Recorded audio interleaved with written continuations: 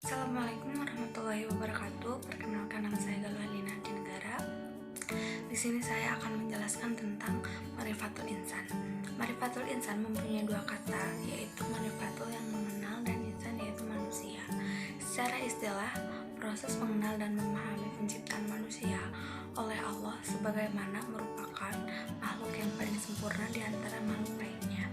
Sehingga ketika seseorang telah mengenal diri sendiri, siapa dari kita, asal apa yang kita ciptakan akan membukakan hasil, yaitu ketaatan dan menjalankan amanah sebagai manusia. Semua orang meyakini bahwa itu adalah mati.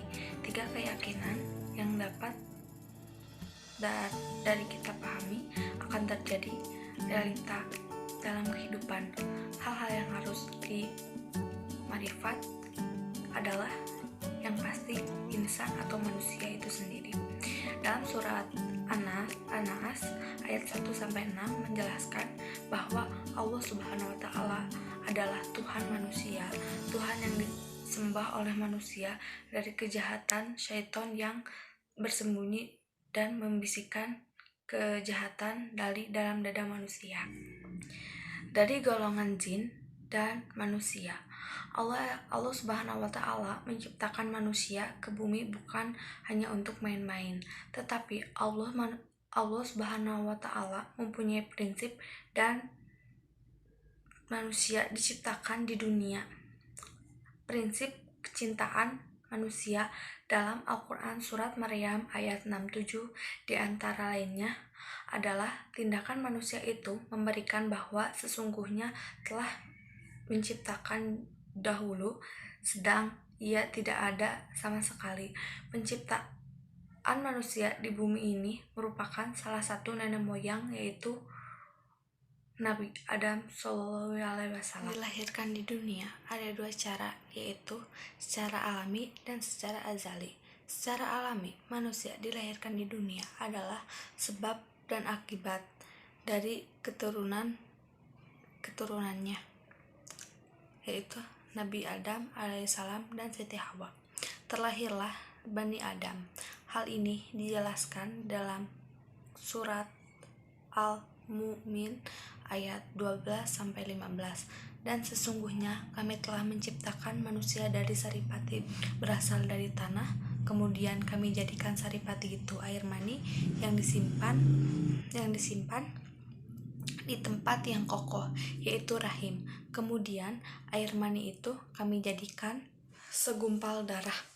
Lalu segumpal darah itu dijadikan sebagai daging.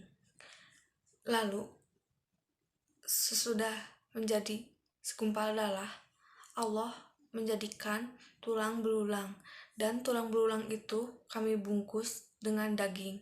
Lalu kami jadikan makhluk yang berbentuk lain. Maka Maha Suci Allah yang diciptakan paling baik. Kemudian kamu sekalian benar-benar akan mati. Sedangkan secara azali, yaitu kelahiran manusia tanpa ada pendahuluan antara laki-laki dan wanita, tidak ada penyebabnya, namun kehendak dari Allah Subhanahu wa taala terciptalah seorang anak manusia seperti terciptanya hal Nabi Isa.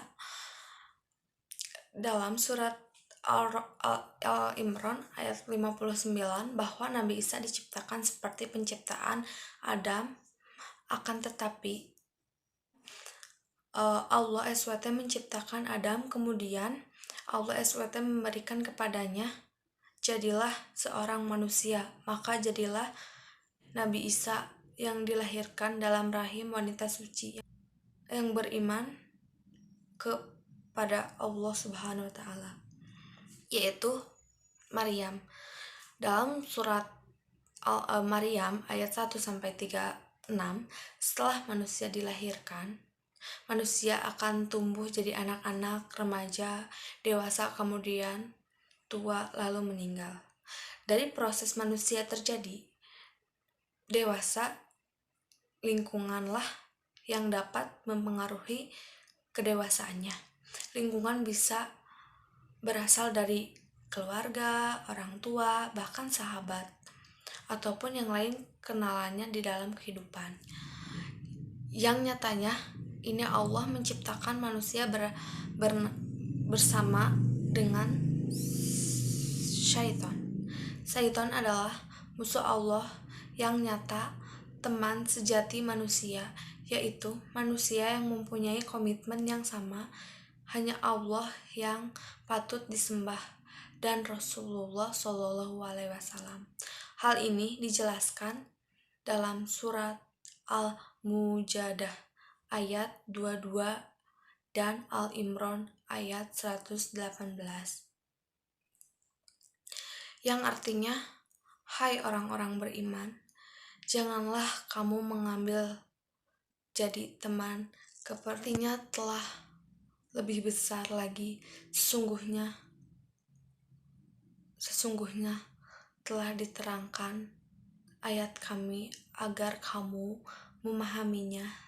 Tujuan penciptaan manusia dalam Quran Surat Az-Zariyat ayat 56 yang artinya, dan kamu tidak menciptakan jin dan manusia melainkan supaya dia mengabdi kepadaku. Manusia diciptakan oleh Allah Subhanahu wa Ta'ala bertujuan untuk beribadah hanya kepada Allah.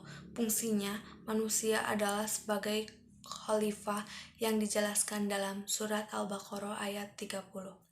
Sekian dari saya. Wassalamualaikum warahmatullahi wabarakatuh.